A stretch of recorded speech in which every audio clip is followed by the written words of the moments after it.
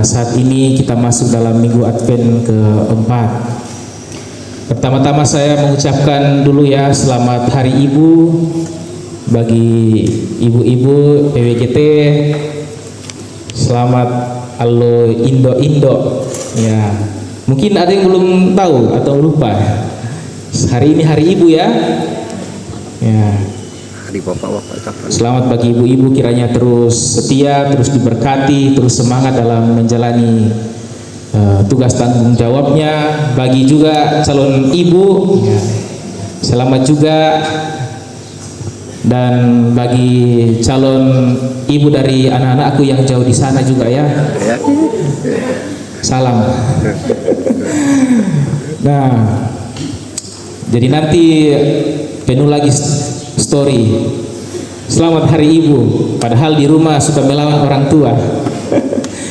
Ya, bagi yang sudah tidak ada ibunya ya ada neneknya, pokoknya perempuan-perempuan lah, itu adalah ibu kita yang tua.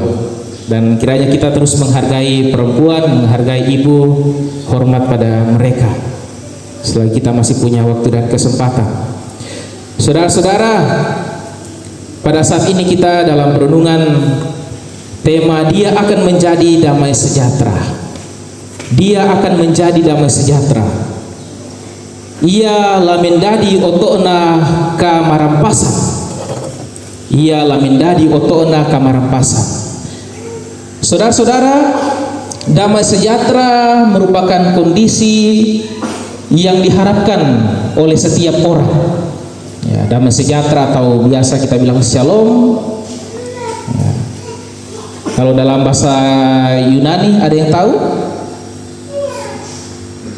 Eirene humin. Ya, dalam bahasa Yunani. Kalau shalom kan dalam bahasa Ibrani. Dalam bahasa Toraja tadi karapasan, kamarampasan. Nah, ini adalah kondisi yang diharapkan oleh semua orang, oleh setiap orang. Tidak ada yang tidak mau mengharapkan damai sejahtera. Ya. Lebih-lebih mereka yang ada dalam sedang ada dalam tekanan, yang sedang ada dalam konflik, dalam persoalan kehidupan. Ya. Orang-orang yang sementara perang di sana di Gaza, di Israel sana, mereka membutuhkan kedamaian. Namun konflik itu tidak kunjung berakhir. Yang ada dalam persoalan kehidupan, kita membutuhkan kedamaian, ketenangan kehidupan, supaya kita merasa tenang dalam menjalani hidup ini. Kita semua membutuhkan kedamaian, kesejahteraan. Dan inilah saudara-saudara kondisi yang dialami Nabi Mika. Dalam pembacaan kita, Nabi Mika dan bangsa Israel sementara mengalami kondisi yang tidak baik-baik saja. Mereka ada dalam kondisi konflik. Ya. Perlu kita tahu Nabi Mika ini melayani dalam 3 zaman 3 raja. Yang pertama itu Raja Yotam, Raja Ahaz, dan Raja Hizkia. Dan mereka ada dalam gejolak politik internasional. Ya. Politik internasional karena bangsa-bangsa yang ada di sekitar mereka, bangsa-bangsa yang kuat, mau menghancurkan Yehuda, mau menghancurkan bangsa Israel, mau menguasai bangsa Israel. Dan bangsa-bangsa itu pun berhasil. Ada bangsa Babel, ada Asyur, Persia. Mereka menguasai bangsa Israel, membuat bangsa Israel, bangsa Yehuda jatuh.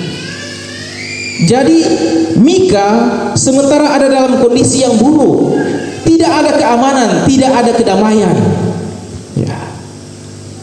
Dalam kondisi seperti ini, saudara-saudara, apakah masih ada harapan bagi bangsa Israel? Apakah masih ada harapan bagi Mika?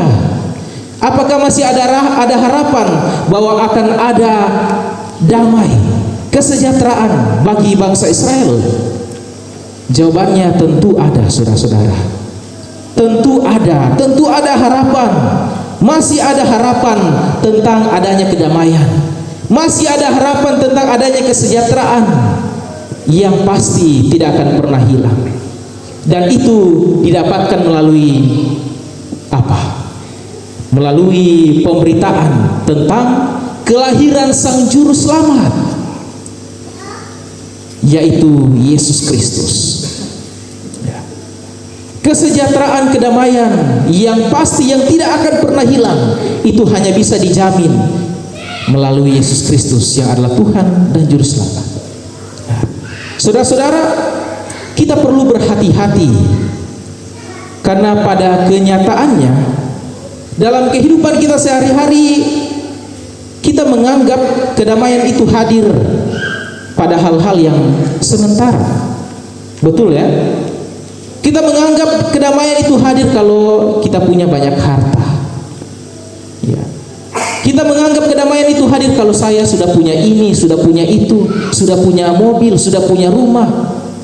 Pokoknya pada hal-hal yang fana.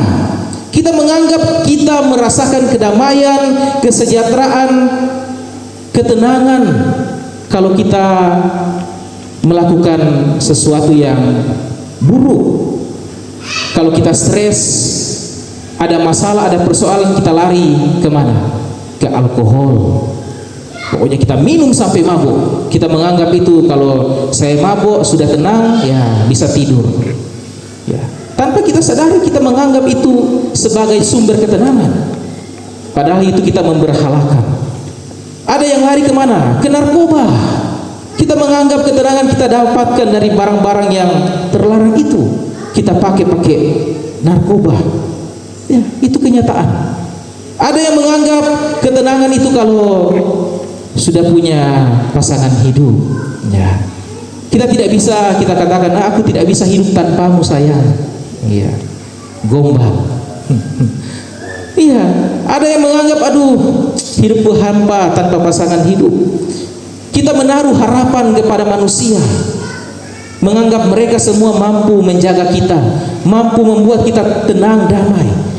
Tapi saudara-saudara, ya mungkin kita berpikir itu baik, tapi padahal itu semua tidak menjamin kita mendapatkan kesejahteraan. Itu semua adalah kesenangan yang semu, palsu. Biasa orang katakan itu semua kenikmatan yang membawa kesengsaraan. Ya, kenikmatan membawa maut. Saudara-saudara, jangan mau kita ditipu dengan semua itu. Kita harus sadar bahwa kedamaian, kesejahteraan yang sejati itu hanya datang dari Yesus Kristus, hanya dari Tuhan. Dan pada saat ini diberitakan melalui kelahiran Sang Penyelamat, yaitu Yesus Kristus, kedamaian itu hadir. Saudara, lalu kita bertanya, bagaimana sih cara Allah menghadirkan kedamaian itu? Cara Allah menghadirkan Sang Penyelamat itu? Ya. Saudara, cara Tuhan itu unik ya. Cara Tuhan itu tidak bisa ditebak. Pokoknya unik, lain daripada yang lain. Kita tahu bahwa Tuhan lahir di mana? Di kota Bethlehem. Dalam perenungan Natal Jemaat kemarin kita sudah merenungkan, kota Bethlehem itu adalah kota yang kecil, kota yang tidak terkenal, tidak dianggap, tidak terhitung. Bethlehem Efratah. Namun dari situlah Allah menyatakan kuasanya dan keadilannya bagi dunia ini. Kota yang tidak pernah diperhitungkan ini ternyata menjadi kejutan bagi dunia, bagi bangsa-bangsa sekitarnya, karena di sanalah Juru Selamat lahir. Tuhan Yesus lahir, Sang Penyelamat lahir, dan Dia adalah damai sejahtera bagi kita, sumber kedamaian bagi kita. Dan sebagai orang percaya, kita juga mengalami beragam tekanan. Kita mengalami persoalan hidup, entah itu dalam pekerjaan kita, dalam keluarga kita, hubungan kita dengan sesama. Kita bergumul dalam mencari pekerjaan, dalam mencari pasangan hidup, dalam mencari pemenuhan kehidupan sehari-hari, dan masih banyak lagi persoalan-persoalan yang kita alami dalam kehidupan ini, termasuk persoalan tekanan dari dosa itu. Kita tidak sanggup kita sangat rapuh, kita ringkih, kita lemah, sehingga kita sangat membutuhkan penyelamat yang membawa damai sejahtera bagi kita. Saudara-saudara, dalam kondisi inilah kita harus tetap percaya, kita harus tetap beriman bahwa Tuhan ada dan Dia pasti memberikan kita kedamaian. Amin, saudara. Kita terus beriman bahwa Dia akan memberikan kita kedamaian. Saudara-saudara, jangan kita ambil jalan pintas.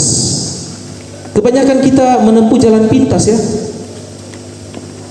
Kita mengambil jalan kita sendiri, kita mengambil solusi dari pikiran kita sendiri tanpa mengandalkan Tuhan.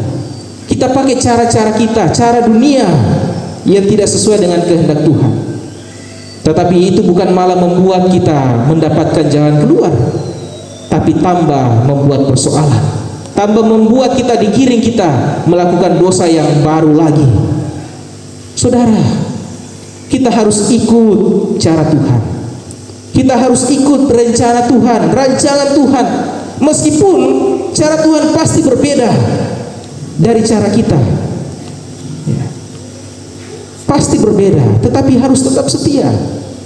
Bagi orang-orang yang tetap setia mengandalkan Tuhan, pasti dia akan memperoleh jalan keluar dan solusi, dan tentunya itu membawa pada kedamaian, pada kesejahteraan. Saudara-saudara, saudara, orang di seberang, ya, kepercayaan seberang biasa bertanya-tanya, bahkan mengolok-olok kita dengan melihat cara Tuhan hadir sebagai juru selamat, ya. Mereka sambil geleng-geleng kepala, aduh, bisanya itu Tuhan lahir, bisanya itu Tuhan bisa lahir dari seorang perempuan, bisanya itu Tuhan bisa mati, kok Tuhan mati sih, ya. Mereka biasa seperti itu kan, itu tidak mungkin, itu omong kosong, tidak mungkin itu terjadi, ya. Tapi memang dalam kenyataan seperti itu. Alkitab berkata apa?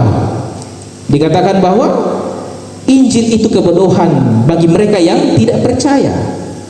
Injil itu kebodohan bagi mereka, dan juga menjadi batu sandungan bagi mereka yang akan binasa. Memang demikian sudah tertulis bahwa orang-orang akan menolak Yesus. Cara-caranya yang ajaib itu mereka tidak akan terima. Tapi ya, itu merupakan pertanyaan logis bagi kita juga, saudara-saudara. Ya. Kenapa sih Tuhan itu harus mengalami kelahiran? Tuhan harus lahir dari seorang perempuan, dari seorang ibu, perawan Maria. Dia mengalami proses 9 bulan dalam kandungan. Lalu kenapa sih dia harus mati kemudian? Nah, saudara-saudara, itu karena Tuhan mau menjumpai kita, dan Dia mau katakan seperti ini, hai manusia, hai orang percaya, hai umat Allah yang kudus, aku begitu mengasihimu, dan kasihku begitu sempurna, karena ketika engkau ditenun dalam rahim ibumu, aku ada di sana, dan sampai engkau dalam kuburan pun saya juga ada di sana.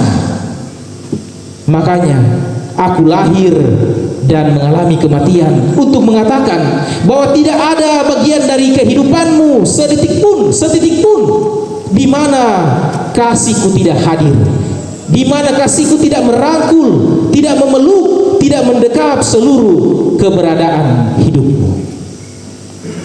Luar biasa, saudara-saudara. Bayangkan begitu sempurnanya kasih Allah.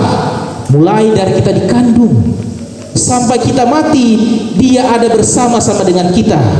Dia tidak meninggalkan kita, dan bahkan menjamin kedamaian, kesejahteraan. Inilah kesempurnaan kasih Allah itu. Tidak ada kita dapatkan hal ini di kepercayaan-kepercayaan lain. Kita tidak dapatkan di luar sana. Hanya kita dapatkan dalam Injil yang menjamin kedamaian, kesejahteraan bagi kita. Sungguh luar biasa. Apakah kita tidak tergugah dengan hal ini, saudara-saudara? penyertaannya itu sungguh sempurna. Apakah kita ini tidak membuat kita datang kepada Tuhan dan bersyukur bahwa Dia sungguh mencintai saya dan saudara, jauh melebihi kasih dari manusia. Itulah kasih Allah. Siapa yang menyangka, saudara, Tuhan akan memilih dua orang perempuan yaitu siapa? Maria dan Elizabeth. Ya. Tidak menutup kemungkinan Dia pun memakai kita semua. Dia memakai siapa? Marce, memakai Rahel, memakai ibu-ibu yang lain. Bagi Tuhan itu sangat istimewa perempuan di mata Tuhan. Luar biasa, Dia pakai perempuan untuk membesarkan sang juru selamat ini. Dan bagi kita semua, respon dari mereka apa? Kedua perempuan ini merespon dengan penuh sukacita, dengan penuh ketaatan. Bahkan mereka mempersiapkan diri mereka dengan baik, karena ini adalah suatu kehormatan bagi mereka, suatu keistimewaan, suatu sukacita bisa dipakai oleh Allah. Ya, kita pun dipakai oleh Allah, saudara-saudara. Kita manusia yang tidak sempurna, yang penuh dengan kelemahan ini dipakai oleh Allah. Karena saudara-saudara, tidak ada umat Tuhan yang tidak dipakai oleh Allah. Tuhan sudah memilih kita, Tuhan sudah menyelamatkan kita, dan kemudian Dia melibatkan kita dalam rencananya yang kekal. Melalui diri kita, damai sejahtera, kasih Allah itu dinyatakan kepada setiap orang. Sungguh luar biasa, saudara. Cinta Tuhan akan kembali diteguhkan melalui kelahiran Sang Yesus Kristus, melalui peringatan kelahiran Sang Yesus Kristus di tanggal 25 nanti. Tuhan dalam keagungannya yang rela mencari dan mengunjungi kita dengan sukarela melakukan kehendak Bapaknya, dan Ia akan menjadi gembala kita, gembala yang kekal untuk selama-lamanya. Lalu respon kita harus seperti apa, Bapak Ibu? Itu tadi, ketaatan. Respon terbaik kita adalah taat kepadanya, taat kepada Dia, dan rela memberi diri kita, menjadi persembahan yang hidup bagi kemuliaan Tuhan. Amin firman Tuhan. Mari kita masuk saat teduh. Ya Tuhan, pada saat ini dalam minggu Advent keempat, kami sadar kami sering mencari kedamaian di luar Engkau. Namun saat ini firman meneguhkan kembali bahwa kedamaian sejati hanya kami peroleh hanya di dalam Engkau. Ya Tuhan, tolong kami semua yang penuh dengan kelemahan ini. Jangan biarkan kami terus larut dalam pencarian kedamaian yang di luar Engkau. Karena itu tuntun kami semua Tuhan. Tuntun kami melalui Roh Kudus, mengarahkan kehidupan kami hanya terarah kepadamu, sehingga kami terus merasakan kedamaian yang kekal itu ketika kami memperingati hari kelahiran Tuhan, bahwa Engkau sudah hadir, datang membawa damai bagi kami semua.